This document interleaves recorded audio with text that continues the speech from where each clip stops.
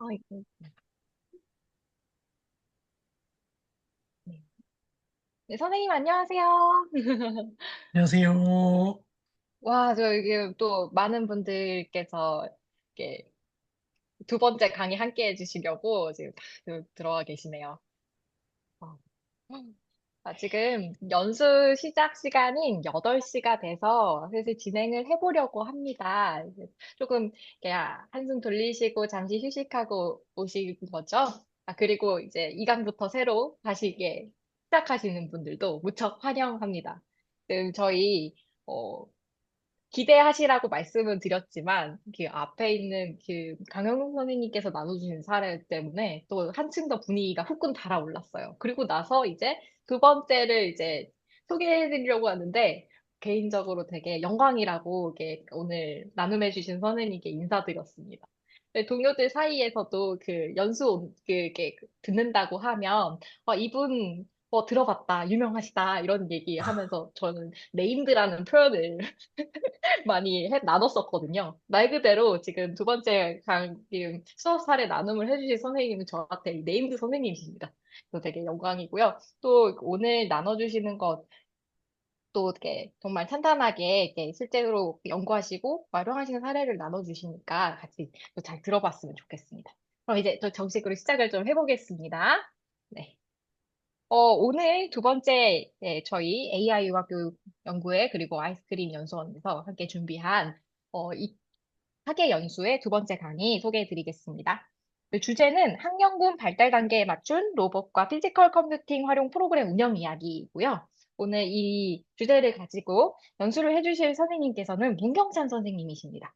문경찬 선생님 간단히 소개를 해드리면요. 현재 강동송파 융합과학교육센터의 운영교사로 재직 중이시고 서울특별시 교육청 융합과학교육원 원격연수, 인공지능으로 과학수업 날개달기 제작에 참여하시고 키리스 지식센터 교사 연수 강사로서 파이썬과 데이터 과학 기반 교육을 진행하고 계십니다. 그리고 초등 아이스크림 원격 교육 연수원에서 인공지능 교육 기술보다 방향입니다. 연수 콘텐츠 제작에 참여하셔서 지금도 연수 들으실 수 있고요. 그리고 마지막으로 저희 AI 융합교육 연구의 회원이십니다. 네, 더 제가 소개해드리지 않아도 이미 아시는 분도 많으실 것 같고, 또 이게 기대하시는 분들이 많으니까 바로 한번 모셔보도록 하겠습니다. 윤경찬 선생님께 큰 박수 부탁드립니다. 어, 네, 선생님, 안녕하세요. 강동성파 과학교육센터에서 지금 파견으로 지금 재직 중인 교사 문경찬입니다. 네, 지금 8시, 밤 8시인데요. 네, 1시간 동안 제가 이걸 말씀을 드리는 것 같은데 너무 이게 선생님들께 도움이 될지 모르겠습니다. 뭐, 앞서 소개해드렸던 연수에 대한 거는 사실 그 당시에는 저 나름대로 최선의 기술이나 방향, 교육적인 그런 걸 생각을 했는데, 시간이 많이 지나면서 저도 이런 게 계속해서 좀 발전해야겠다는 생각이 들더라고요. 요즘은 조금 업무에 좀 많이 여기저기 치여 살아서 정신이 없는데, 그래도 오늘 제가 말씀드리는 것들은 사실 그 오늘 선생님들이 뭔가를 배우신다기보다는 제가 이러이러한 것도 수업을 해봤는데 어떤 것들이 좀 제가 고민이었고 어떤 것들을 좀 했었는지 이런 거를 그냥 편안하게 들으시는 그런 과정이라고 생각해 주셨으면 좋겠습니다. 아마 앞서 연수에서 진행하셨던 선생님도 아마 그 대단히 좋은 연수를 많이 진행해 주셨을 거라고 생각을 하는데요. 네, 저는 일단 강동선파 과학교육센터라는 곳에 일하고 있는데 거기가 해누리 초등학교 안에 있어요. 근데 아까 그 앞서 진행하신 선생님이 아마 해누리 중학교 선생님이실 거예요. 네, 지금 저희 해누리 초등학교랑 중학교는 이음학교라 그래서 같은 학교에서 지금 있습니다. 그래서 어떻게 이렇게 건너면 좀 알 것 같기도 한데요. 네. 아무튼 오늘 제가 진행해 드리는 것은 그냥 마음 편하게 제가 이런 것들을 생각하고 이런 수업을 하면서 어떤 것들을 고민했고 어떤 것들을 결론을 내리는지 이런 것들을 저의 생각을 그냥 전해드렸으면 좋을 것 같습니다. 네, 그래서 편한 마음으로 참여해 주시면 감사하겠습니다. 자, 화면 공유하겠습니다. 네, 음, 네, 화면 보이시죠? 네. 네, 바로 시작하겠습니다. 그 학령군이나 발달 단계를 조금 저는 많이 고려를 했어요. 왜냐하면 그 저희 과학교육센터라는 곳은 메이커 스페이스라는 곳을 운영하고 있는데 이 메이커 스페이스는 생각보다 예산이 예전부터 계속 지원이 되어 있는 곳이기 때문에 일반적인 다른 학교들, 초등학교랑 중학교 그 학교를 포함해서 웬만한 학교들보다는 그 기자재가 훨씬 많다고 저희는 자부하고 있습니다. 네, 그래서 평소 보통 학교에서 하지 못했던 것들을 좀 많이 이런 걸 해봤었는데요. 그중에서 몇 가지를 좀 간단하게 소개해 드리고자 합니다. 네. 어, 먼저 저는 로봇을 좀 오래 되게 많이 강조를 하면서 프로그램 운영하고 있습니다. 그 생각을 해보면, 네.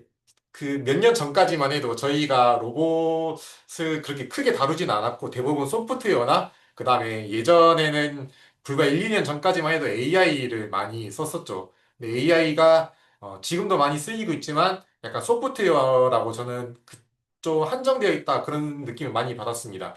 하지만 그 몇 년 사이에 불과 작년부터죠. 작년이랑 올해 사이 몇 년 사이에 피지컬 AI라는 말이 강조가 되면서 네, 이 물리적인 공간에 우리가 살고 있는 이 현실적인 공간에도 인공지능이 활용되고 있지 않을까라는 생각을 많이 해봤어요. 그리고 우리 학교 안에 디지털 디바이스가 이제 한 사람당 하나씩 들어왔다고 하면 앞으로는 로봇도 들어오지 않을까.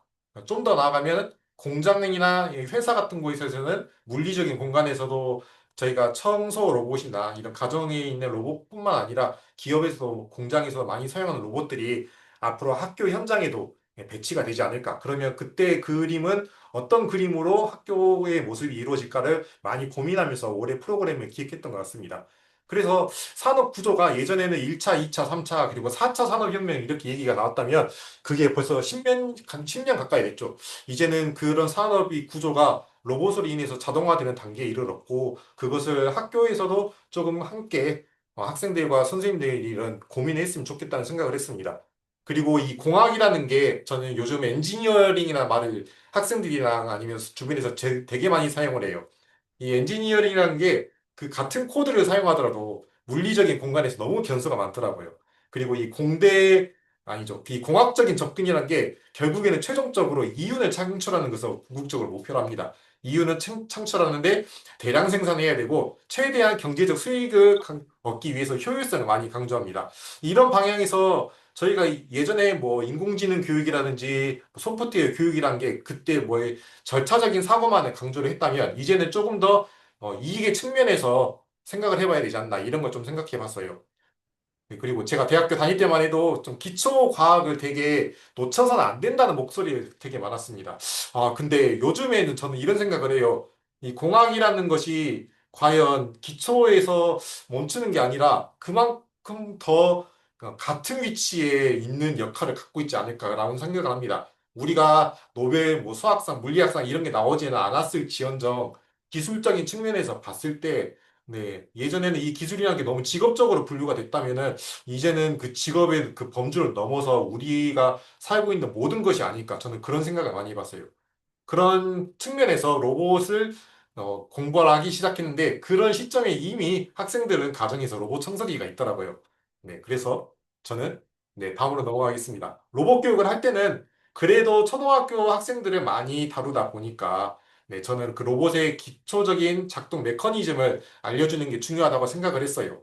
그래서 작동 원리를 탐구하고 대표적인 모듈하고 센서를 특히 중심으로 학생들이랑 다뤄봤습니다. 이 대표적인 모듈이 서버죠. 우리가 흔히들 말하는 모터라는 것이 사실 서버라는 거죠. 이 바퀴, 즉 움직임을 가능하게 하는 것은 서버밖에 없다고 저는 생각을 해요.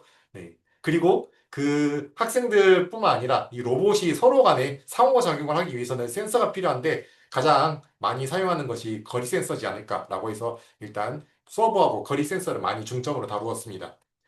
좀 더 나아가자면 이렇게 로봇의 작동 원리를 탐구하는 것도 중요하지만 결국에는 어떻게 만들었냐 작동하는 것보다 어디에 이런 로봇을 활용할 수 있을까라는 용도 중심의 목적으로 생각해보는 그런 활동을 좀 넣어보고 싶었어요. 아무래도 저학년이면 좀 이런 건 부족할 수 있겠지만 고학년으로 넘어갈수록 이런 걸 미션으로 통해서 해보면 어떨까라고 생각을 해봤습니다. 네.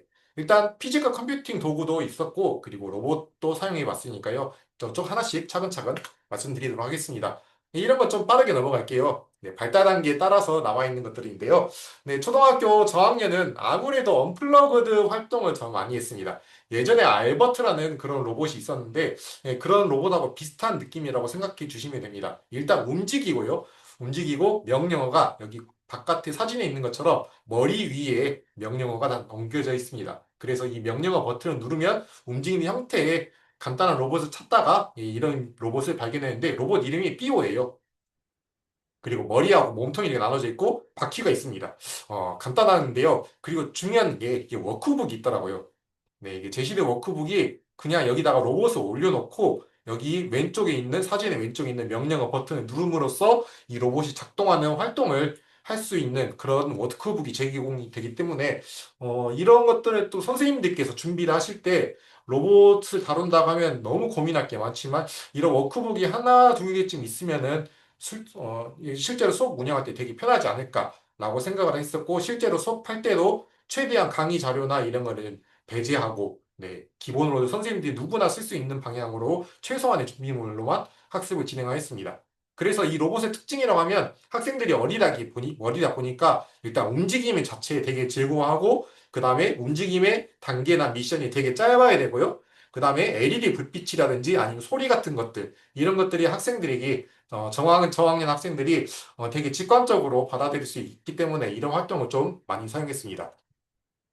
그 다음에 중학년이라고 하죠. 3, 4학년에서는 햄스터 로봇을 많이 썼습니다. 사실 햄스터 로봇은 제가 그 발령을 받기 전에 임용시험을 보고 나서 기간제를 했을 때죠. 그 몇 년 전, 거의 10년 가까이 됐을 거예요. 그때도 나와 있었던 로봇인데, 네, 제가 이걸 다시 보는 이유가 있었습니다. 예전에는 그냥 이런 작은 로봇이 있다고만 생각했지만, 지금까지 살아남았다면 생각보다 그래도 검증을 받은 로봇이 아닐까. 라고 생각을 했었고요. 그 다음에 대부분은 5, 6학년에서 많이 쓰지만 저는 아무래도 센터이다 보니까 좀 더 학생들의 특성을 좀 더 강조해서 3, 4학년을 배치해봤습니다. 5, 6학년 좀 더 어려운 것들을 가르쳐보고 싶었어요. 여기서 좀 다른 거라면 미션이 들어갑니다. 네, 미션이 들어가고 그 다음에 조금의 코딩이 활동이 들어간다는 거죠. 그리고 이 햄스터 로봇을 사용한다면 아래 있는 사진처럼 가장 많이 하는 것들이죠. 축구나 아니면 뭐 배달이라든지 이런 것들에 네, 활동을 할 수 있다는 점이 네, 솔직히 말씀드리면 예전에 있었던 그 제가 배웠던 햄스터보다 많이 발전하지 않았나 그렇게 생각을 했습니다. 네, 함께 할 수 있는 로봇 그리고 어디든 다른 어떤 용도의 목적을 가진 로봇을 생각해 본다면 그리고 예전에도 써왔던 로봇들이 지금도 다시 써볼 수 있지 않을까. 그리고 제가 했던 수업들이나 이런 것들은 다른 학교에서도 또 많이 있을 법한 그런 로봇들을 고르다 보니까 햄스터를 선정하게 되었습니다. 네, 그 다음에 5, 6학년 도구는 네, 피지컬 컴퓨팅 도구를 했었고요. 그 다음에 중학교도 마찬가지입니다. 그리고 레고라는 도구를 사용했어요.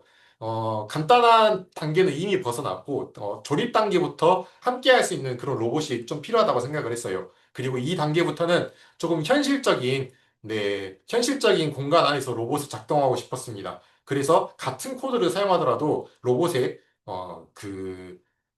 퍼포먼스라고 하죠. 로봇이 낼 수 있는 성능에 차이가 있다는 것을 좀 더 생각해 보고 싶었어요. 예전까지는 좀 코딩에 초점을 맞췄다면 이제부터는 레고 브릭을 이용해서 로봇의 구조를 바꿔보면서 같은 코드라도 더 높은 성능을 낼 수 있는 것들이 어떤 것들이 있을까라고 저는 생각을 해봤습니다. 그래서 레고 스파이크를 다뤘습니다.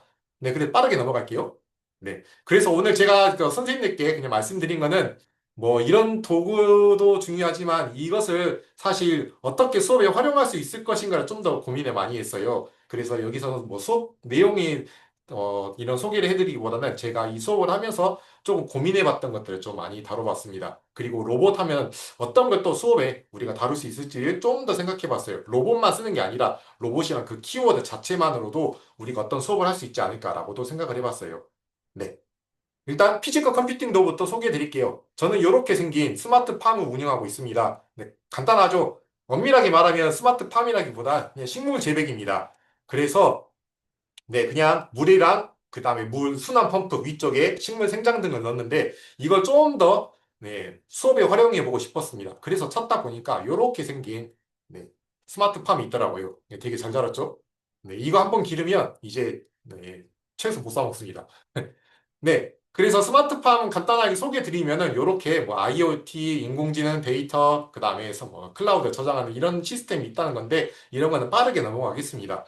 근데 이거를 스마트팜이 뭐 필요한 이유도 생각을 해봤지만 이걸 만들었을 때 되게 고민이 많았어요. 왜냐하면 아두이노랑 이런 확장 모듈을 사용하는데 이런 게 되게 학생들에게 좀 다루기도 어렵고요. 특히 이 그라운드, VCC, SDA, SCA 이런 것들은 조금 어렵죠. 예, 일반적인 선생님들도 하기 어렵기 때문에 조금 고민이 많았습니다. 이거 하나하나씩 소개하면서 하기는 시간이 되게 많이 걸리고 한 사람이 혼자 하면 제가 이거를 실수에 대해서 네, 이 학생들이 하는 실수를 작동이 안 됐을 때 그런 거 조치하는 게 되게 까다로웠습니다.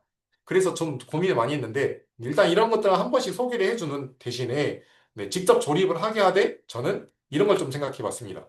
네, 이거 되게 어렵죠? 이렇게 일단 회로도를 주고 이 회로도를 작성을 하는데 이 회로도는 전부 출력해서 학생들에게 다 제공을 했어요. 예, 매뉴얼을 미리 다 제공을 했죠. 그래야 제가 그 어떤 오류 사항이 생겼을 때 바로 조치할 수 있으니까요. 그래서 이런 회로도뿐만 아니라 네, 일단 혼자서는 거의 불가능하다고 생각했어요. 이게 중학교랑 그다음에 초등학교 6학년 이렇게 두 팀으로 했었는데요. 네, 둘 다 2인 1팀으로 구성했습니다. 그리고 팀마다 작업 속도가 다르기 때문에 네, 이렇게 프레임을 제작하는 거랑 그다음에 안에 있는 코드를 제작하는 것도 전부 다 태블릿으로 제공해서 이 태블릿 안에 각자 QR코드를 통해 영상을 보면서 네, 직접 제작할 수 있는 단계로 했습니다. 이렇게 스스로 만들어가면서 자기 팀의 속도대로 만들어 나가는 과정이 있어야 제가 어떤 수업을 진행할 때 오류에 대해서 즉각적으로 피드백을 할 수 있는 여유가 생기더라고요. 마찬가지로 로봇이나 이런 피지컬 컴퓨팅에서 가장 중요한 거는 결과적으로 작동이 돼야 된다는 건데요. 이 작동이 되지 않는 경우가 많습니다. 그래서 단계별로 마지막 다 다루고 코드는 제가 먼저 배포를 해요. 네, 코드를 먼저 배포를 해서 실행을 하고 나서 작동을 확인한 뒤에 작동 원리를 학생들과 얘기를 해보고 그 다음에 시간이 남았을 경우에 다시 한번 자기 팀의 방식대로 코드를 수정하는 방향으로 진행을 했습니다. 네, 간단한데 이게 사실 제일 어려웠어요. 그래서 가장 뭐 앞에 배치를 했습니다. 네, 그 다음 이제 저학년 단계로 돌아갈게요. 자, 삐오 로봇은 이렇게 생겼습니다. 머리하고 몸통이 나눠져 있어요. 그리고 아래쪽에 바퀴가 달려있고 위쪽에 명령어 버튼이 있고 그 다음에 네, 눈이 빛이 나죠. 그래서 저학년이 딱 좋아하는 그런 느낌이에요. 그리고 워크북이 있기 때문에 네, 학생들이 워크북에 따라서 차근차근 선생님과 함께 진행을 할 수 있고요. 필요한 경우는 USB 연결해서 3, 4학년 같이 좀 더 학년이 올라갔을 때 코딩도 가능하더라고요. 그래서 좀 활용성이 높은 교구를 선택했습니다. 네, 보시면 위쪽에 되게 알록달록하죠. 네, 오른쪽 화면에 보시면 네, X 버튼부터 그 다음에 화살표 버튼, 가운데 실행 버튼, 그 다음에 왼쪽 위라고 할까요? 왼쪽 아래로 할게요. 네, 이 왼쪽 아래에 있는 건 춤추기 버튼이에요. 그래서 어떤 학생들이 목표에 도달했을 때, 네, 그 목표에 도달했을 때 춤추는 그런 활동으로 네, 스스로 성취감을 부여할 수 있는 이런 기능이 생각보다 저한테는 맞지는 않았지만 아이들이 저학년 대상으로는 되게 좋더라고요. 되게 반응이 좋더라고요. 네. 네, 실제 수업을 했을 때의 모습입니다. 네, 지금 2인 1팀으로 구성을 했어요. 그리고 여기서 가장 제가 조심해야 되는 건 아무래도 저희가 교사이기 때문에 교구를 관리해야 되는 게 가장 크죠. 그리고 로봇에 대한 교구들은 대부분 매우 비싸기 때문에 네, 파손에 대한 걱정이 가장 중요합니다. 그래서 이 부분은 되게 강조를 했어요, 학생들에게. 그리고 보시면 오른쪽 화면에 보시면 같이 하는데 지금 어떤 화면에서도 네, 둘이 같이 로봇을 잡는 화면이 없습니다. 네. 2인 1팀으로 조직을 하고 한 명은 반드시 관찰을 해야 하고 한 명은 조작을 하는데 반드시 한 명만 조작을 해야 돼요. 이 보는 것도 저는 수업이라고 항상 학생들에게 강조를 합니다. 관찰도 수업이고 관찰을 해야 그 다음에 서로 간의 피드백이 올 수 있으니까요. 그래서 2인 1팀으로 구성을 하되 반드시 역할을 나누고 어떤 일이 있어도 로봇은 한 명만 만지는 것을 강조했습니다. 예를 들어서 로봇이 움직이다가 여기서 떨어지는 경우가 있었어요. 네, 책상에 떨어지는 경우가 있는데 그런 경우에도 두 명이 절대 잡지 않고 그 한 명만 잡는 게 가장 로봇이 파손이 덜 되는 경우라고 생각을 했습니다. 실제로 그랬고요. 네. 땅에 떨어져서 네, 로봇이 약간 통통 튕기는 것보다 오히려 떨어지는 거를 잡아주기 위해서 학생들이 두 명이 이 로봇을 잡았는데 본의 아니게 한 명은 머리를 잡고 이렇게 한 명은 머리를 잡고 한 명은 몸통을 잡으면 바로 파손에 네, 될 가능성이 높았다는 거죠. 네, 이게 저학년 대상으로 할 때 가장 저는 경계를 했었고, 그리고 다행히 지금까지 파손된 경우는 하나도 없었습니다. 네, 잘 따라주더라고요. 오히려 한 사람당 한 개씩 하게 되면 네, 자기가만의 방식대로 로봇을 조작하는 기회가 많겠지만 네, 그 다른 학생들이 생각했던 것들을 볼 수 있는 그런 커뮤니케이션에 네, 소통의 문제가 좀 많이 생겼습니다. 그래서 오히려 네, 교구를 좀 더 한정하고 팀으로 활동하는 게 좀 더 네, 수업에 더 원활히 이루어지지 않았나 생각을 했어요. 특히 이거죠. 약속을 지키지 않을 경우가 있습니다. 반드시 각자 한 번씩 해보고 한 명만 만지해야 되는데 이걸 막 하다 보면은 흥분해가지고 네, 여기서 나도 한번 해볼래. 이게 아니야. 이거라고 했다가 네, 규칙을 어기는 경우가 있어요. 저는 반드시 그때는 전부 관찰 수업으로 바꿉니다. 그 학생은 관찰로 넘어가요. 여기서 조금 엄격하게 저는 진행을 했어요. 네, 보는 것도 수업이죠. 왜냐하면 다른 학생이 하고 있는 것을 네, 실제로 보는 것도 네, 내가 생각했던 것과 다를 수 있기 때문이죠. 그래서 보는 것과 관찰과 실제 조작을 항상 번갈아 가면서 하되 최소한의 규칙은 지키는 것 저는 되게 강조를 했습니다. 네. 근데 수업을 해보니까 네, 이런 간단한 화살표 움직임 명령은 금방 해요. 근데 아무래도 저학년이다 보니까 네, 이게 로봇의 시점에서 움직일 때 왼쪽 오른쪽에 대한 방향 감각에 네, 되게 어려움을 겪었습니다. 지금 제가 예시된 어떤 말판이 있는데요. 이 삐오라는 로봇이 이 케이크 두 가지를 먹고 다시 출발 자리로 돌아오는 코드를 직접 위에 명령어 버튼을 눌러 보라고 하면 한 번에 성공하는 학생은 지금까지 제가 수업을 해봤던 150명 가까이 되는 학생 중에 단 한 명도 없습니다. 단 한 명도 없어요. 대신에 이 삐오의 로봇은 장점이 뭐냐면 이전에 눌렀던 코드의 X 버튼을 여기에 X 버튼을 누르지 않으면 이전에 눌렀던 코드는 전부 다 기억을 하고 있다는 게 장점입니다. 그러면 학생들에게 다시 얘기를 해요. 네, 위쪽에 있는 케이크를 먼저 먹기 위해서 필요한 코드를 먼저 눌러보라고 해요. 그러면은 여기서 위로 세 번 가고 왼쪽으로 돌았다가 그 다음에 앞으로 가면 되죠. 그럼 여기까지는 이미 이 코드가 완성이 됐어요. 그러면 여기서 출발할 게 아니라 그 다음에 이 삐오를 여기 첫 번째 위쪽에 있는 케이크에다 두고 그 다음에 있는 케이크까지 가는 명령어를 추가적으로 버튼 입력하게 합니다. 대신에 실행하는 거는 출발점에서 실행하는 거죠. 그러면 이렇게 케이크 두 가지를 먹는 단계를 케이크를 한 개를 먹었을 때랑 그 다음에 케이크 두 번째를 먹었을 때 이런 단계를 나누어서 절차적으로 좀 생각해 볼 수 있는 경험이 학생들에게 되게 좋다고 저는 느꼈습니다. 되게 유의미했어요. 한 번에 하는 경우는 거의 없지만 이렇게 한 번 뭐 먼저 해보고 그 다음에 다음 미션을 해결하기 위해서 필요한 게 무엇인지 해보고 그 다음부터 처음부터 다시 해보다 보면은 이게 문제를 복합적으로 생각하지 않고 네, 단계를 나누어서 한 번에 천천히 네, 단계적으로 진행할 수 있는 이런 점이 네, 초등학교 1학년, 2학년에게 경험할 수 있는 게 네, 가능한가 싶었는데 이게 되더라고요. 네, 저는 그래서 이게 되게 유의미하다고 생각했습니다. 생각보다 저학년들도 로봇이 파손되는 경험을 좀 걱정 많이 했는데 걱정을 좀 덜하고 네, 파손되지 않고 절차적인 문제 해결이 가능했다. 이런 점이 좀 되게 도움이 많이 됐습니다. 네. 그 다음에 이제 3, 4학년으로 저는 넘어갈게요. 3, 4학년에 햄스터 로봇을 사용했어요. 햄스터 로봇부터는 본격적으로 로봇을 제어하기 시작하고 구조를 탐색합니다. 그래서 서버 쪽 모터가 있는 이 바퀴와 근접 센서를 사용해서 레이싱하는 것을 많이 써봤어요. 맨 처음에는 아무래도 이 로봇이 작동하는 것을 먼저 확인해야 되기 때문에 뭐 이렇게 전원을 껐다 하면은 네, 이런 어떻게 자율주행 모드로 바뀌는 그런 안에 어떤 스위치가 있더라고요. 네, 이제 내장된 학생들에게는 어떤 비밀 코드라고 저는 얘기를 하는데요. 이렇게 자율주행 모드를 해보면서 일단 로봇의 구조와 작동 원리를 탐색합니다. 그리고 그냥 하면 또 재미가 없으니까 레이싱을 해요. 네, 종이컵이 여기 있죠, 종이컵. 종이컵이 있는데 이 종이컵을 손으로 이용해서 네, 종이컵을 한 바퀴 돌게 돌았다가 다시 자기 자리로 오는 그런 활동을 준비를 했습니다.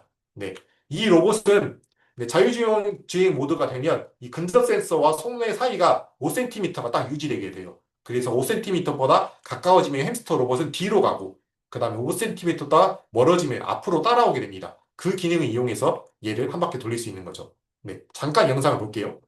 네, 이렇게 됩니다.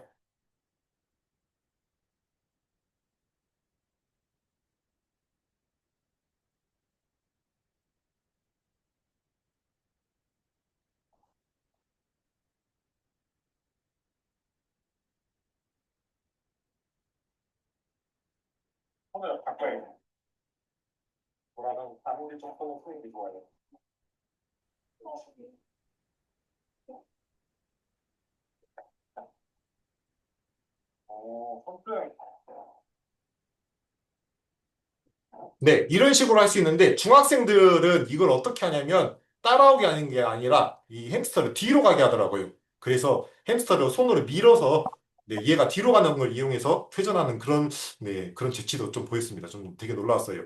이렇게 해서 일단 작동 원리 탐구하고요. 그다음부터 본격적으로 네, 활동을 하는데 저희는 이 그리퍼라는 추가적인 확장 키트가 있어서 이걸 사용했습니다. 사실 크게 중요하진 않아요. 대신에 그 물건을 짚고 움직이고 하는 이런 알고리즘 같은 거 생각했을 때, 네, 이렇게 뭐 저희는 집기를 사용했지만 이 햄스터 위에다가 이 말판을 이동했을 때 그 말판 위치에 해당하는 물건의 그림을 올려놓는 방향으로도 수업을 하면 어떨까 저는 생각을 해봤습니다. 일단 저희는 이런 교구가 있기 때문에 예, 합체를 시켰죠. 그래서 생활 속에서 물건을 움직이는 이런 로봇을 어떻게 활용할 수 있을지를 많이 생각을 해보고 네, 수업에 적용을 시켰습니다. 그 다음에 이제 로봇을 직접 제어해 보는데요. 저는 앞으로 가기, 뒤로 가기를 얘기를 하지 않고, 네, 이 햄스터 로봇은 모터가 두 개가 있습니다. 서버가 두 개 있기 때문에 바퀴를 따로따로 제어할 수 있는 점을 얘기를 하면서, 네, 그래서 예, 얘가 앞으로 가거나 왼쪽으로 가거나 오른쪽으로 가기 위해서 어떻게 해야 되는지를 직접 탐색해 보게 해요. 왼쪽 바퀴랑 오른쪽 바퀴가 같은 숫자라고 하면 같은 방향대로 굴러가지만 숫자가 달라지면은 바퀴 회전의 속도가 다르기 때문에 네, 방향이 달라지죠. 이런 것들을 얘기를 하고 좀 더 나가면은 왼쪽 바퀴와 오른쪽 바퀴가 네, 20, 40을 예를 들었으면은 얘는 앞으로 가면서 회전을 하죠. 원이 크게 그려지는데 제자리로 가기 하면은 한쪽 바퀴는 40으로 하고 한쪽 바퀴는 마이너스 40으로 하면 회전 방향이 아예 반대기 때문에 네, 제자리에서 돌 수 있는 거죠. 이렇게 바퀴를 제어하는 연습을 하기 시작합니다. 네, 그 다음에 인공지능 이용해서 좀 로봇을 움직이는 활동을 바로 넘어가요. 네, 일단 바퀴의 움직임을 제어할 줄 알았으니까, 네, 여기 손 모델을 불러와서, 네, 손에 보시면 그 손 모델에 손에 연결되는 점이 있는데, 여기서 손바닥 위치를 확인합니다. 네, 손바닥 위치를 사용해서 그 손바닥과 손바닥 사이의 거리를 선으로 긋고 지표면과의 네, 선을 보면 각도가 나와요. 그래서 그 각도 차를 위해서 각도차를 통해서 오른쪽이 위가 되면 플러스가 되고 왼쪽이 위가 되면 마이너스가 되는 이런 각도를 구현을 합니다. 그 각도 값을 바퀴의 움직임에 집어넣으면 네, 마치 이렇게 네, 핸들을 조정하는 것처럼 움직이게 되죠. 그래서 네, 인공지능을 이용해서 손모델을 불러와 가지고 로봇을 제어하는 코드를 이렇게 학생들과 만들어 본 다음에 직접 손으로 이렇게 움직이게 해보죠. 이렇게 보시면 여기 화면에 보시면 네, 손으로 지금 학생들이 로봇을 제어하고 있습니다.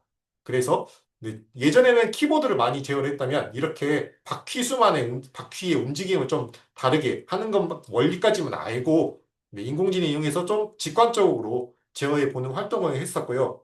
그 다음에 네, 도구를 없이 손으로만 움직이는 로봇에 어떤 활용하는 방법이 있을까라는 것을 좀 많이 생각을 해봤습니다. 이런 걸 좀 얘기 나누면 네, 생각보다 좀 예전에 저희가 어렸을 때는 어떤 컨트롤러가 필요했다면 앞으로의 미래는 어떤 컨트롤러가 손 자체가 될 수 있지 않을까. 저는 그런 생각을 학생들과 많이 경험을 나눴습니다.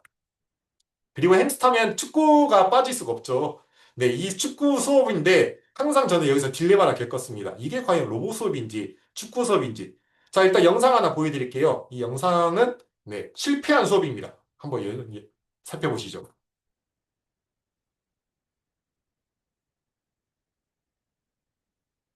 가운데 놔주세요, 공. 하나, 가운데 공 놔주세요. 저거 로봇도 올려주세요.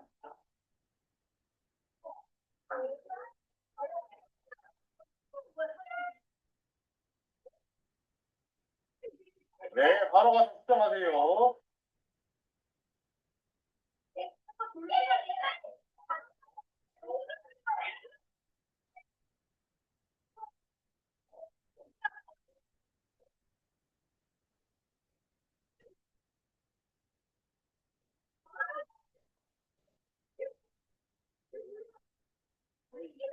네, 여기까지 보겠습니다. 지금 보시면, 네, 얘들이 지금 축구를 하고 있는 건지 로봇을 다루고 있는 건지 싸우고 있는 건지 모르겠어요. 네, 로봇으로 싸우더라고요. 네, 공은 있는데 공은 놔두고 서로 이렇게 밀치면서 하고 있습니다.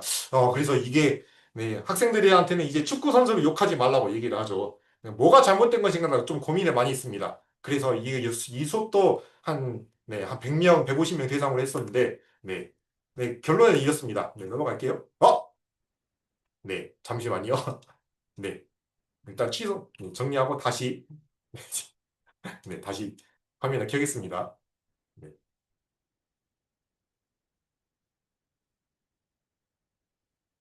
잠시만요. 네, 일단 햄스터 로봇을, 네, 바로 여기로 넘어가겠습니다. 자, 공유. 네, 화면 보이시죠? 네. 그 햄스터 로봇을 할 때, 네, 저는 일단 경기장 크기를 줄였습니다. 네, 지금 사용하는 햄스터 발판 경기장은 저희가 보유하고 있던 모든 발판을 모두 사용했는데, 네, 전부 줄였어요. 줄이고, 아무래도 이런 그 운영 형태가 축구다 보니까 축구의 기본 규칙을 좀 탐색했어요. 지금부터는 로봇 교육이라기보다는 축구를 이 로봇을 통해서 해보는 그런 단계로 넘어가죠. 그리고 역할을 좀 정하고 나왔습니다. 그 전부 다 몰려가지 말고 공격이랑 그다음에 수비, 가운데 또 중견 같은 역할을 해주시면 좋겠죠. 그리고 이런 역할을 나눈 다음에 역할을 돌아가면서 경기를 합니다. 최소한 패스는 한 번에 이상을 해야 돼요. 이걸 안 하고 바로 혼자 공을 모으게 되는 경우는 결국 싸움으로 이로 넘어가더라고요. 네. 그 다음에 이 가장 많이 발생하는 경우가 구석에 몰렸을 때인데 그때 공이 멈췄을 때는 이제 골키퍼 수비의 판단 안에 의해서 다시 가운데 놓고 시작하는 걸 목표로 합니다. 우리가 하는 게 경기긴 하지만 최소한의 경기긴 하지만 그래도 네, 몰려 있을 때 더 진행이 안 되는 경우는 네, 빠르게 그 상황을 환기해 주는 게 필요합니다.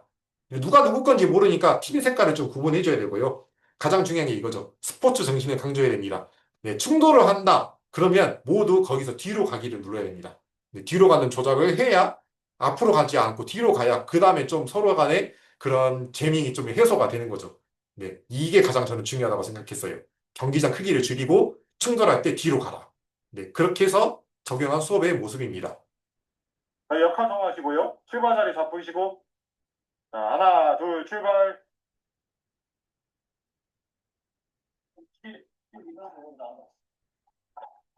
오케이. 네, 진짜 간다. 내가 밀게, 내가 밀게. 야, 나 막고 있다.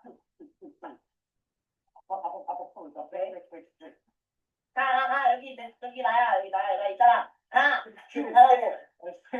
하라고! 나 미자고!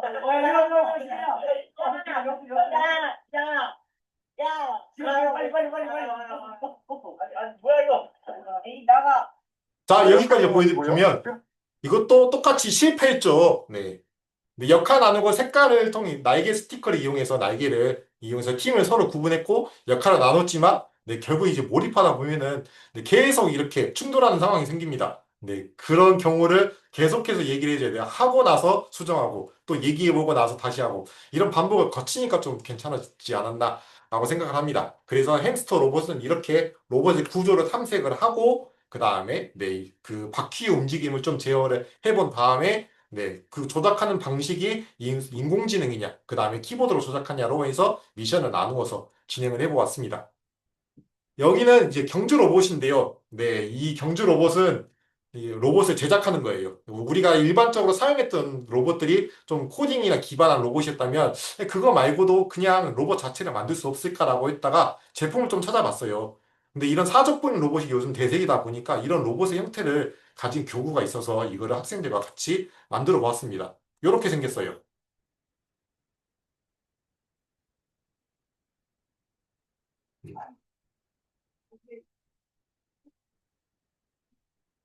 되게 잘 움직이죠. 이 로봇은 보시면 네, 걷기 형태랑 그 다음에 그 뛰는 형태를 바꿀 수 있고 지금 그 로봇을 움직이는 축이 같이 움직이냐 아니면은 번갈아가 움직이냐에 따라서 얘가 걸어 다닐 수도 있고 뛰어 다닐 수 있습니다. 그리고 별도의 코딩 없이 얘는 그냥 모터의 서버의 움직임만으로 이 로봇이 움직이는데 생각보다 빨리 움직여요. 그래서 그냥 뭐 코딩 이런 거 생각 안 하고 로봇 자체만 좀 생각해 볼 수 없을까라는 그런 고민을 통해서 선정한 교구입니다. 네.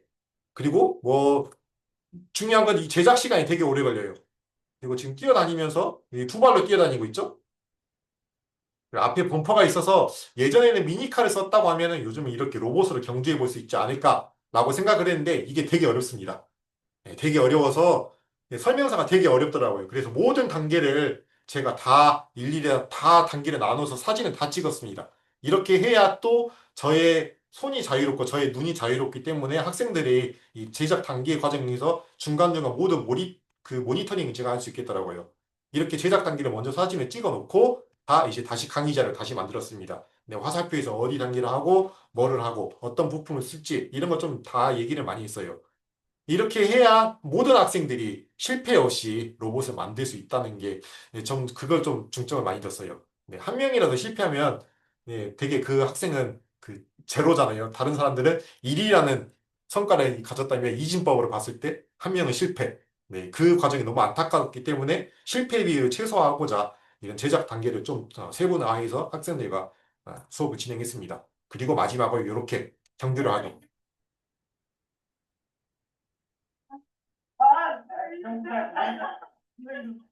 자, 이 라인 잘 맞추자, 우리. 하나, 둘, 시작!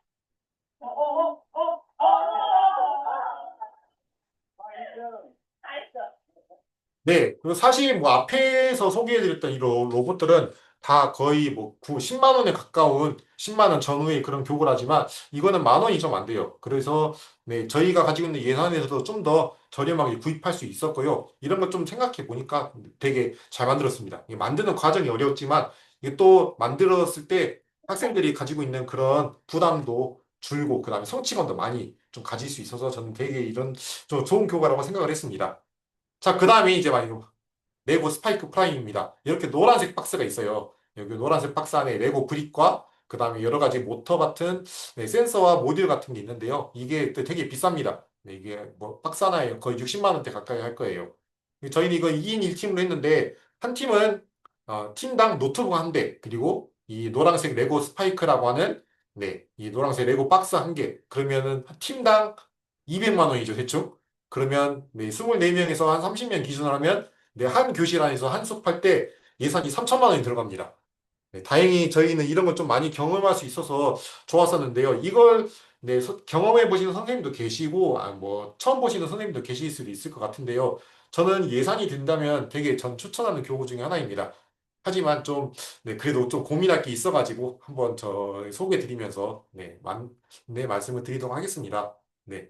일단 저희는 두 가지를 했어요. 역할을 나눴을 때 2인 1팀으로 맞췄습니다. 그리고 한 명은 레고를 조립하고 한 명은 컴퓨터로 프로그래밍하는 그런 과정을 거쳤는데 이게 또 한 사람이 레고를 하고 그러면 어려우니까 반드시 최소한 수업을 할 때 두 개의 프로젝트를 해야 서로 역할을 바꿀 수 있죠. 그러면 네, 누구든지 공평하게 네, 활동을 진행할 수가 있겠죠. 마찬가지로 보는 것도 수업이기 때문에 프로그램을 하는 친구들은 얘가 제대로 조립하는지를 봐줘야 되고요. 그 다음에 레고 조립이 완성됐으면 마찬가지로 프로그램을 잘 하고 있는지 계속 서로가 서로를 살펴보는 그런 역할놀이가 좀 필요하다고 생각했습니다.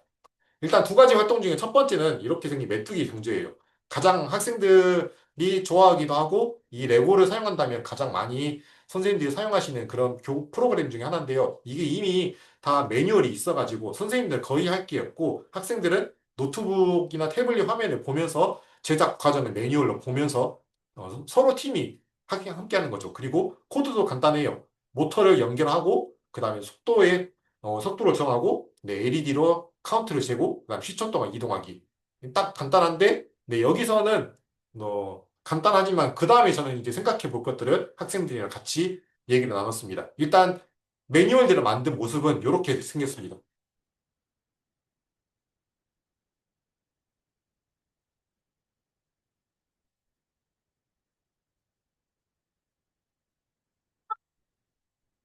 네.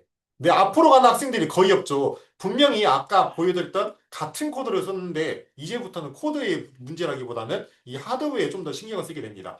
하드웨어에 신경을 쓴다는 것은 그 반대로 말하면 우리가 살고 있는 이 물리적 환경에 대해서 좀 더 고민을 해보는 기회를 갖게 되죠. 그래서 개조할 기회를 드리는데요. 개조할 때 바퀴로 굴러가지만 않게 하고 여러분이 팀에 만들 수 있는 방식대로 자유롭게 만들어 보세요라고 했을 때 그 개조한 모습의 결과입니다. 이것도 한번 영상으로 보시죠.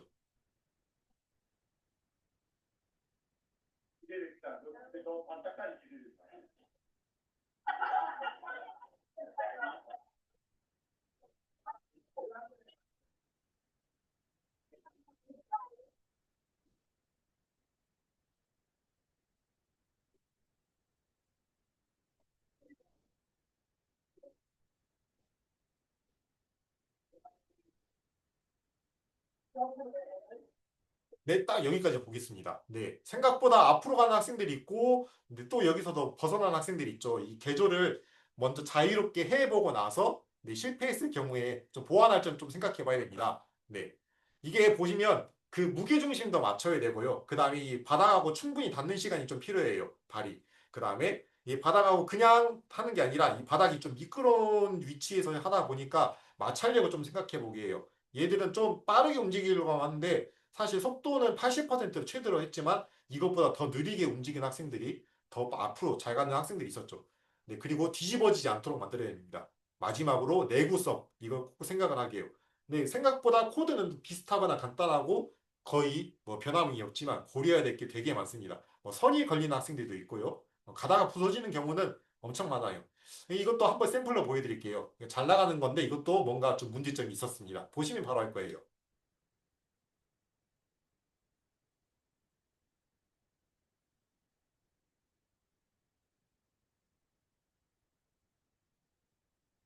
네. 되게 잘 갔죠. 네, 천천히 움직이고 그 다음에 바퀴를 두 개 달아서 충분히 바닥하고 닿고 마찰력도 여기 바퀴 있는 고무로 이용해서 네, 최대한 마찰력을 올렸지만 네, 마지막에 네, 내구성이 실패했죠. 검은색 막대가 두 개가 있는데 이 검은색 막대 두 개를 넣은 이유가 뒤집어지지 않도록 얘들이 만든 거예요. 그래서 나중에 이 다음 단계에서 학생들은 여기에 넓은 판을 덧대서 더 덩치를 키웠습니다. 그리고 이게 부서졌으니까 여기다 좀 더 튼튼하게 한 보강재를 설치했고요. 네. 이런 식으로 만들 수가 있습니다.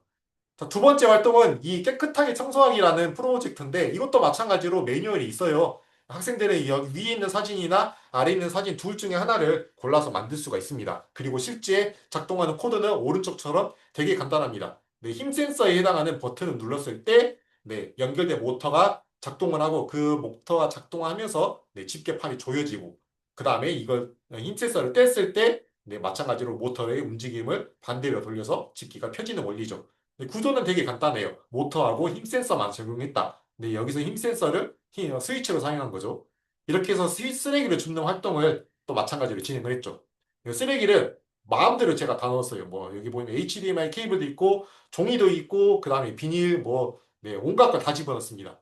그래서 여러 가지 쓰레기 형태를 제한해 두지 않고 직접 만든 로봇 팔로 이 쓰레기를 줍는 활동을 먼저 해봤어요. 해보면은 어떤 집게는 잘 집어지고 어떤 집게는 또 못 집는 그런 도구들이 생겨요. 그런 쓰레기들이 생기죠. 네, 그래서 여기서 또 확장을 나갑니다. 네, 공 모양의 이 탁구공을 제가 뿌렸을 때 탁구공을 잡는 학생들이 거의 없어요. 그 다음에 종이는 잘 잡지만 그 종이가 구겨진 경우에는 잘 잡지만은 펼쳐진 네, 얇은 종이는 못 잡더라고요. 그래서 그런 것들 다 쓸어 담을 수 있는 것들을 좀 고민을 해보서 또 개조를 하게 만들어요. 보시면 여기 또 줄을 달았죠. 줄을 달아가지고 학생들이 그 바닥에 뭐 아예 바닥에 붙어 있는 것들 좀 주울 수 있게 만들었고 왼쪽에 삽을 달았습니다. 그래서 탁구공 같은 것도 잡기 쉽게 만들었죠. 그 다음에 오른쪽에 있는 것들 집게 팔을 여러 개를 만들었죠. 뭐 이렇게 여러 개 만들어가지고 최대한 닿는 면적이 넓게 구조를 만들었습니다. 되게 잘 만들었죠. 네. 이런 식으로 하고 나서 저희는 그냥 여기서 끝나는 게 아니라 좀 더 부스 활동을 저희 진행했습니다. 실제로, 2024년이 아니죠. 올해죠. 25년에 생태전환기구 한마당이 6월 5일에 있었어요. 그때 부스를 운영했습니다. 그때 쓰레기 정복 작전이라는 프로젝트를 저희는 진행을 했습니다. 네. 이 단계를 좀 간단하게 소개를 해드릴게요. 네, 그냥 하는 게 아니라 저희는 두 가지를 접목했습니다. 이거는 이제 AI 포오션이라는 도구인데, 네, 해양 쓰레기를 분류하는 인공지능을 직접 학습하는 거죠. 로봇인지 로봇이 아닌지를 직접 학생들이 데이터로 정리해주는 그런 과정을 소개하는 영상이고요. 그 다음에 저희가 활동했었던 그 로봇팔을 만들어서 쓰레기를 줍는 활동을 체험 부스로 만들어서 운영을 했습니다. 네, 이제부터는 학생들이 직접 부스를 운영하는 거예요. 그래서 이제 교수자의 입장에서 어떻게 준비를 해야 될지를 좀 생각해 보도록 얘기를 많이 했죠. 네, 단계를 말씀드릴게요. 먼저 첫 번째 활동입니다. 네, AA4 오션스라는 도구가 있었는데 그게 아까 요거죠. 네. 네. 이 도구를 먼저 체험해 보고 그 다음에 여기서는 인공지능이라기보다는 기계학습에 가까워요. 기계학습의 학습 방법을 네, 서로 짝과 함께 역할을 나누어서 설명을 해봅니다. 그리고 체험을 하는 그런 방문자가 할 수 있는 예상 질문과 답변을 각자 연습하게 합니다. 역할을 바꾸어서요. 그리고 이제 이렇게 노트북을 저희가 가져가서 설치를 했는데 이런 설치뿐만 아니라 네, 체험 프로그램을 모두 체험했을 때 다음 체험하는 사람들을 위해서 처음으로 되돌아가는 이런 것들 모든 과정을 다 연습을 시켰어요. 노트북이나 마우스 세팅하는 것도 전부 다 훈련을 시켰습니다. 이렇게 해야 제가 그리고 감독하는 학생을 한 명 더 뽑았는데 그런 학생들이 좀 더 네, 이런 그 체험 부스 운영이 원활하게 흘러가는지를 확인할 수 있죠. 그래서 간단하게 뭐 교육적인 프로그램뿐만 아니라 실제 운영했을 때 그런 훈련도 초등학교 학생들이 네, 할 수 있도록 만들었습니다. 두 번째 활동은 이거예요. 네, 로봇팔을 만들어서 쓰레기 줍기 하는 건데, 쓰레기도, 네, 직접, 개조를 해보고, 예, 쓰레기를 줄 수 있는 집게팔을 이렇게 직접 개조를 해봤습니다. 여기는 뭐 바퀴를 달았죠. 그 다음에 주변에서 볼 수 있는 쓰레기도 스스로 직접 다 수집해 오도록 했고, 네, 이 쓰레기통도 다 스스로 만들었습니다. 그리고 로봇 집게팔의 작동 원리도 누군가 물어볼 수 있으니까, 네, 뭐 이게 학생뿐만 아니라 학부모님도 물어보실 수 있고, 네, 아니면 어른들이 와서 물어볼 수도 있으니까요. 이런 것도 스스로 다 답할 수 있어야 되는데 여기서부터는 코드가 작동하는 것뿐만 아니라 이 집게가 어떻게 움직이는가지 물리적인 움직임의 그 방식도 다 얘기할 수 있도록 다 훈련을 시켰습니다. 그리고 이제 여기 부스 운영이니까요. 하다 보면 또 작동 오류가 생겨요. 그때 빠르게 조치할 수 있는 것도 다 훈련을 시켰습니다. 네, 허브라고 하는 게 이제 그 구동 장치인데 구동 장치에 오류가 났을 때 바로바로 교체를 해야 되고 여분의 집게 팔도 다 만들었습니다. 그리고 이제 개조하는 이런 바구니를 만들었는데 학생들이 이제 그 체험하는 학생들이 다 체험을 하면은 다 로봇팔이 모양이 바뀌어 있을 테니까 원래대로 돌릴 수 있는 것도 다 훈련을 시켰어요. 리버스 엔지니어링이죠. 그리고 마찬가지로 이 쓰레기도 다 처음 된 상태로 돌아오는 것까지 훈련을 시켰습니다. 이게 되게 어려웠어요, 이게. 네. 잘하더라고요. 그 외에 보면 저희가 뭐 교육 활동만 한 게 아니라 홍보도 해야 되고요. 그 다음에 등록하는 것도 얘기를 해야 되고, 그 다음에 안내자가 어떻게 안내를 하는지 이런 것도 모두 다 역할을 연습했고요. 체험자가 왔을 때 뭐 심지어 좀 민원성이 있을 만큼 흔히들 말하는 진상이라고 말할 수 있는 학생들까지 역할을 만들어서 다 넣었습니다. 그리고 뭐 선생님뿐만 아니라 동학년 친구들, 그 다음에 교감 선생님까지 모셔와가지고 다 모니터링을 시켰고요. 그 다음에 동선을 좀 체크하고 안내판도 만들었습니다. 그리고 이렇게 지금 사진에 보시면 이 빨간색과 파란색 선이 초록색 테이프 바닥에 붙인 게 동선이에요. 이 동선대로 학생들이 따라가서 한 팀은 활동 1을 하고 한 팀은 활동 2를 하고 이렇게 해서 역할을 바꿀 수 있게 다 동선까지 체크했습니다.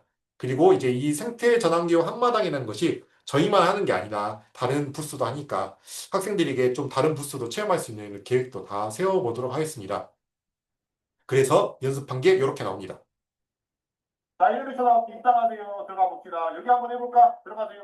네, 문 열어주시고. 기다리세요, 기다리세요, 기다리세요.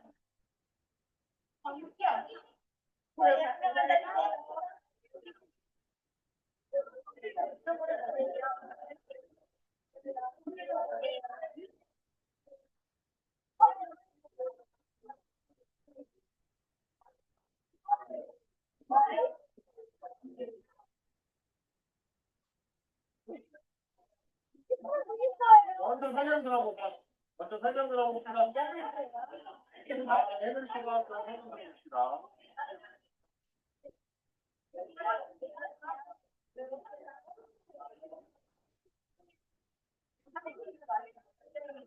네, 여기까지 볼게요. 뒤쪽에는 이렇게 뒤쪽에도 다 안내를 하고 있죠. 그래서 절반은 뒤로 가고 절반은 레고를 하고 이렇게 안내하는 역할이랑 설명하는 역할을 하고 시간이 됐을 때 교대하는 것까지 다 훈련을 시켰습니다. 여기까지 하고 나서 이제 패키징을 했죠. 네, 전부 다 이제 출동 준비를 마치고 그 다음에 가서 설치를 한 게 이 모습입니다. 이게 실제 행사장 모습이에요.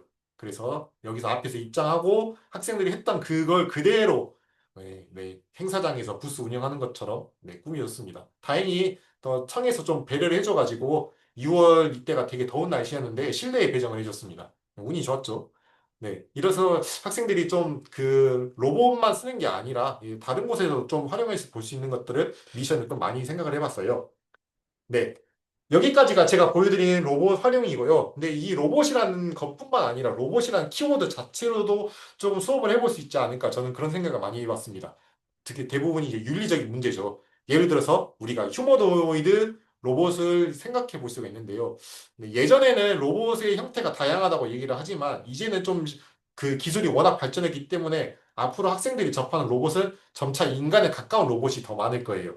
왜냐하면 그 예전에는 뭐 사족보행 로봇뿐만 아니라 뭐 지렁이 로봇이라든지 거미 로봇 이런 여러 가지 형태가 있다면 이제는 기술이 워낙 발전했기 때문에 네, 저 결과적으로 우리가 인간이 살고 있는 환경이 가장 인간다웠기 때문에 로봇을 만들 때 인간적으로 만들어야 그래야 로봇이 가장 내 인간에 대체할 수 있는 그런 역할을 대신할 수 있는 거죠. 오히려 가장 쉽게 만드는 게 가장 인간적으로 만든 거라 이렇게 저는 접근했습니다. 그 다음에 이제 이런 생각해 보는 게 이거죠. 네, 이거는 책인데 인간은 어디까지 인간인가? 네, 회색인가 뭐 이렇게 나와 있는데요. 네, 일단 뭐 이건 책이고요. 예를 들어서 학생들에게 얘기를 해봐요. 지금 보시면 이 의수나 의족을 다는 학생들이 있습니다. 네, 그때 여기 로봇 팔이 달려있거나 로봇 팔이 달려있는 사람들은 과연 인간인지 얘기를 해요. 물어보죠. 그럼 당연히 거의 대부분은 인간이라고 얘기를 합니다. 네. 좀 더 나아가요. 이제 사지가 점점 팔다리가 좀 많이 불편하신 분들이나 아니면 인공장기를 대체하신 네, 그런 경우라든지 오른쪽 아래 있는 이 로봇은 네, 여기서는 좀 적합하지 않은데 모든 그 신체 기관을 본따서 만들었다고 해요. 뭐 효율성 많이 떨어지겠죠. 자, 이런 걸 보여주고 나서 네, 만약에 심장이 그 로봇으로 대체됐어요. 그때 그런 경우에도 인간이냐 또 물어보죠. 네, 그 다음에 또 나아갑니다. 네, 마지막에는 그를 이렇게 뭐 머리만 남게 된다든지 아니면은 이런 사람들의 가지고 있는 정신을 어떻게 데이터로 바꾸고 프로그래밍 한다면 다른 곳에 이걸 심었을 때 과연 그것도 인간이라고 얘기할 수 있는지 또 이것도 얘기를 해보게 됩니다. 사실 여기까지는 초등학교에선 다르지 않아요. 왜냐하면 좀 징그럽거든요. 그래서 중학교 정도 수준에서부터 얘기를 하기 시작합니다. 네. 좀 더 이게 좀 로봇, 제가 봐도 조금, 네, 약간 부담감이 드는 거는, 거부감이 드는 건 사실이에요. 근데 이렇게 좀 약간 위쪽에 있는 사진처럼 로봇이 되게 인간답게 생겼는데 사실 따지고 보면은, 네, 인간의 생체 기관이 없는 경우도, 네, 과연 인간이라고 얘기할 수 있을 것인가를 얘기해 보게 됩니다. 네, 이게 지금 로봇 과학 전시관, 인공지능 로봇 과학 전시관, 창동에 있죠. 그런 전시를 해놨더라고요. 보시면 여기 팔다리가 처음에는 팔다리만 의수했다가 네, 팔 전체가 의수가 되고 내부 장기가 전부 다 로봇으로 바뀌고 마지막에는 네, 머리까지 다 프로그래밍이 바뀌었을 때 과연 어디까지 우리가 인간이라 말할 수 있는가를 좀 얘기해 볼 수 있는 그런 기회를 가질 수가 있었습니다. 네, 그래서 뭐 지금 사이보그 시티즌의 책이 또 있더라고요. 네, 여기서 1번, 2번, 3번 있는데 전부 다 이 책에서는 사이보그라고 얘기를 합니다. 네, 누구든지 유의미한 기술적인 개조가 있었다면 그 사람은 확실히 사이보그다라고 얘기를 하죠. 네, 뭐 의소까지는 생각해 볼 수 있는데 백신까지도 이렇게 얘기를 한 거 보면은 생각보다 네, 로봇뿐만 아니라 인간의 존엄성에 대해서도 좀 다른 주제로 확장하면서 연결할 수 있는 토론 주제가 되지 않을까 저는 그렇게 생각을 해봤습니다. 네, 다시 돌아가서 이제 너무 인간답게 생긴 거죠. 사실 이거 영화의 모습인데 둘 다 로봇이죠. 네, 근데 이것을 과연 인간이라고 또 말할 수 있는지 또 예, 이제 심화 단계로 이렇게 넘어가서 학생들에게 소개를 합니다. 네. 그 다음에 마지막이 조금 현실적인 건데요. 네. 지금 이런 영상들을, 이미지를 보여줘요. 여기서 보이는 공통점이 무엇인지를 학생들이랑 좀 얘기를 해봅니다. 네. 뭐, 실제로 여기서 네, 첫 번째랑 그 다음 네 번째를 저는 많이 얘기를 하는데요. 정답은 뭐 여러 가지가 있겠지만 일단 네, 사람이 없습니다. 네. 이 제조 과정에서 사람이 없죠. 그냥 이거 그냥 구경하는 사람들이죠. 네. 제조 과정에서 사람이 없습니다. 이게 현재 뭐 먼 나라 이야기가 아니고 뭐 미래 이야기도 아니고 지금 이 순간에 이루어지고 있는 모습이죠. 좀 더 나아갑니다. 네. 또 이런 영상이나 사진에서 보여지는 공통점이 또 무엇인지를 얘기를 해요. 네. 이제 뭐 사람이 없다고는 다 얘기를 하죠. 근데 여기서 제가 말하고 싶은 거는 네. 어둡습니다. 네. 사람이 필요 없으니까 굳이 밝을 필요가 없다는 거죠. 네, 그래서 뭐 다크 팩토리 뭐 이런 형태로도 소개를 하기도 하더라고요. 이렇게 생각해 보면 이제 인간이 대체할 수 있는 곳에 로봇이 점점 자리 잡게 되는데 그때 인간이 할 수 없는 것 그리고 인간이 없으면 이제 필요 없는 것도 또 생각해 볼 수가 있었습니다. 네. 네, 그 다음에 이제 마지막이죠. 네. 네, 이거 소개해드린 거는 실제 뉴스 기사예요. 네, 여기는 지금 대구에 있는 공장입니다. 실제로 사람이 없죠. 제가 알기로 40명 정도만 있다고 합니다. 지금 이렇게 소개를 하기 위해서 아마 불을 켜놓은 것 같은데, 굳이 불을 켤 필요가 없죠. 네. 이런 것도 얘기를 해볼 수 있고요. 그 다음은 이제 좀 인공지능의 문제로 넘어갑니다.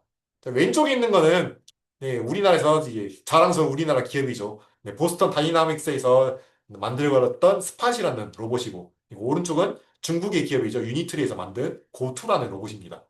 네, 움직이는 방식은 생김새나 움직이는 방식은 비슷하지만 이게 살짝 달라요. 많이 다릅니다. 네. 그 다음에 뭐 사족 보이는 로봇이 뿐만 아니라 이렇게 인간형 로봇도 있죠. 인간의 형태를 모방한 로봇인데 왼쪽에 있는 거는 마찬가지로 보스턴 다이나믹스에서 만든 거고 오른쪽은 유니트리에서 만든 겁니다. 네, 이 로봇이 움직이는 방식은 완전히 달라요. 완전히 다릅니다. 네.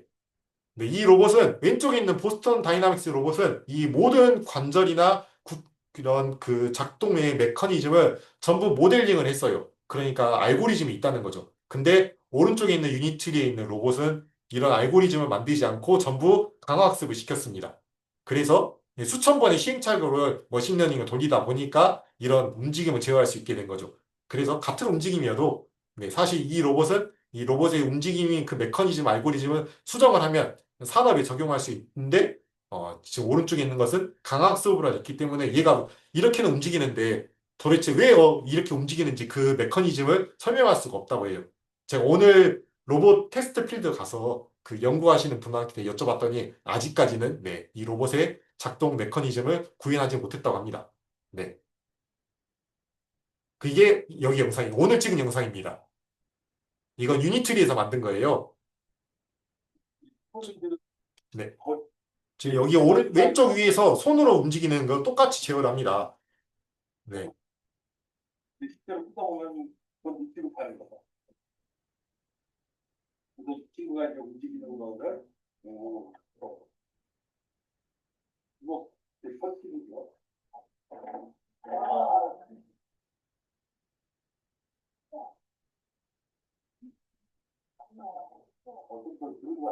네, 이렇게까지 움직임을 할 수 있는데 이거는 뭐 메커니즘이 구현이 된 게 아니라 그냥 관절의 움직임을 그냥 풀어준 거예요. 이렇게 풀어줘서 제어할 수 있는 것을 API로 제공하는데 1억 2천만 원입니다. 그냥 로봇을 사고 뭐 앞으로 가세요, 뒤로 가세요, 뒤로 돌아서 걸어보세요. 이렇게 그냥 움직임이 통합되어 있는 것을 제공하는 거는 4천만 원입니다.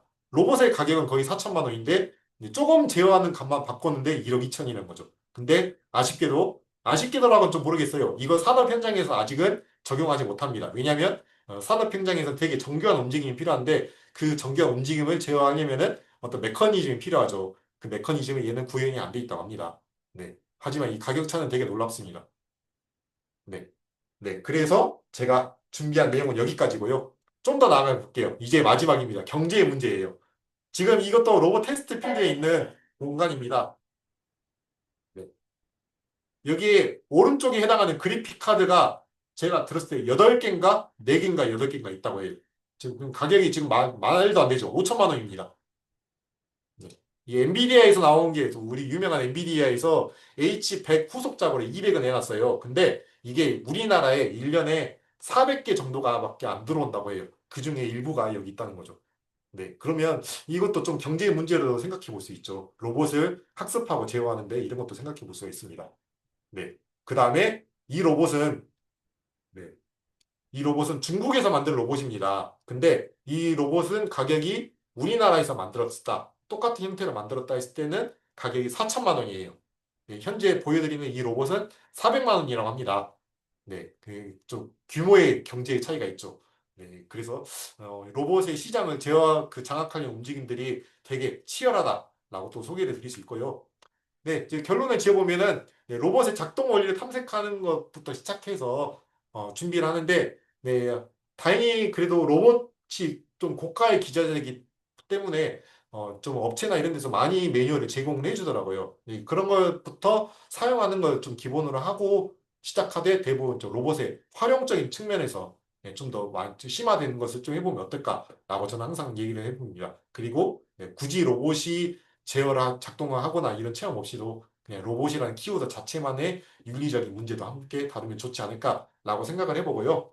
네, 좀 더 교육하자면 역시 네, 파손주의가 네, 중요하죠. 그리고 로봇은 반드시 한 사람만 만졌어야 되고 그냥 즐거움을 추구하는 것보다는 네, 어떤 미션이 있으면 좀 더 좋겠다라고 생각을 합니다. 그리고 네, 결론적으로 로봇은 네, 수많은 우리가 학교에서 다뤄지는 교구 중에 하나일 뿐이지 로봇 자체에 큰 비중을 두는 것도 조금은 저는 경계하지 않을까 그렇게 생각을 해봅니다. 초등학교에서는 좀 접하기 어려우니까 체험을 통해서 익숙해지는 것부터 시작해서 중학교 이상부터는 작동 원리의 응용부터 그 아까 뭐 사족 보행을 만드는 이런 제작 기초까지 해보면 어떨까라고 생각하면서 오늘의 제 말씀을 마치도록 하겠습니다. 이상입니다.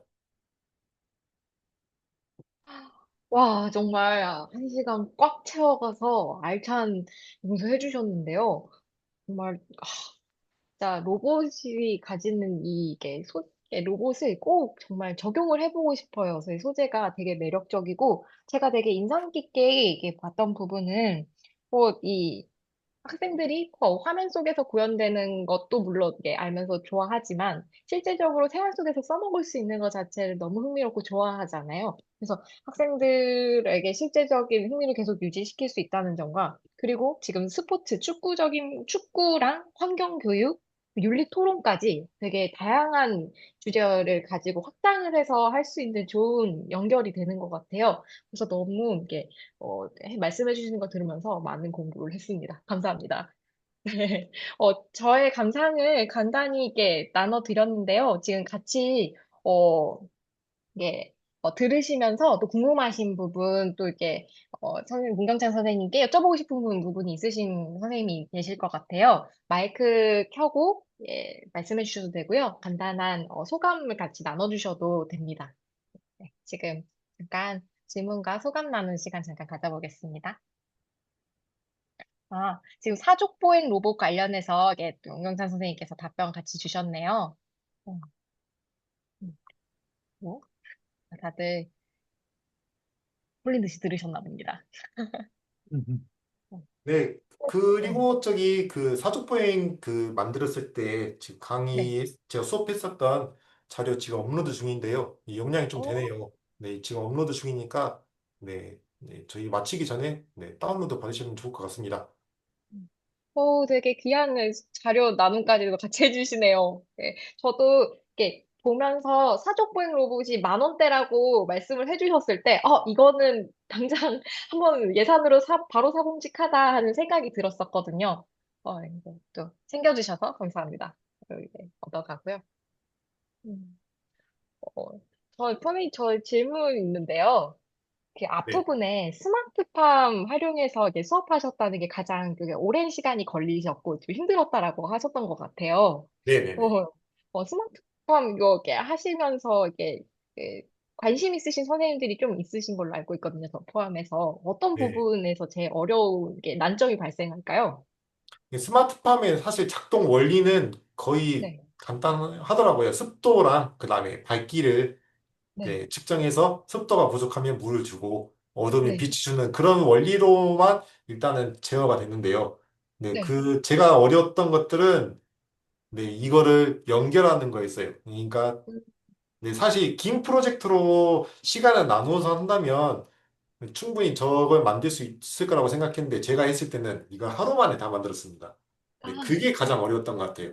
이거 아무래도 사용하는 아두이노라든지 이런 확장 센서나 모듈 같은 경우는 네. 이게 그런 하나하나의 그 작동 원리나 이런 것도 좀 탐색해 보면서 마지막 활동으로 이제 적용하는 단계에서 우리 한번 스마트팜을 만들어 보자 했으면 또 괜찮았을 것 같은데 저는 이걸 수업을 할 때 바로 스마트팜부터 적용을 했어요. 그러니까 사실 엄밀하게 말하면 학생들은 이런 그 확장 센서나 모듈에 대한 기초적인 지식이 조금은 많이 부족했죠. 그래서 만약에 동아리 같은 거 운영하신다고 지금 말씀해 주셨는데요. 그러면은 아두이노 이용해서 습도 센서를 연결해보고 그 습도 센서가 어떻게 값이 습도에 따라서 변하는지 탐색해보고 아니 조도 센서도 마찬가지죠. 이런 걸 해봤을 때 하나하나씩 좀 모듈이나 센서를 연결해 보는 활동을 거친 다음에 마지막 최종 프로젝트로 이런 모듈과 센서를 활용해서 스마트팜을 만들어 보자라고 적용하는 게 좋지 않을까 저는 그렇게 생각해 봅니다. 앞부분의 그런 활동 단계가 좀 더 구체적으로 펼쳐져야 의미가 있다고 말씀해 주시는 거네요. 네, 그렇습니다. 음. 지금, 정수미 선생님, 박성환 선생님도 이게 스마트팜 관련해서 궁금하신 게 있으셨나 봐요. 혹시 이게, 어, 그, 구체적으로 또 자세히 질문하시고 싶으시면 마이크 켜고 말씀을 하셔도 되고요. 채팅으로 남겨주셔도 되겠습니다. 이영애 선생님께서 마이크로비트로 구현하면 될 것 같습니다. 라고 말씀하시네요. 어,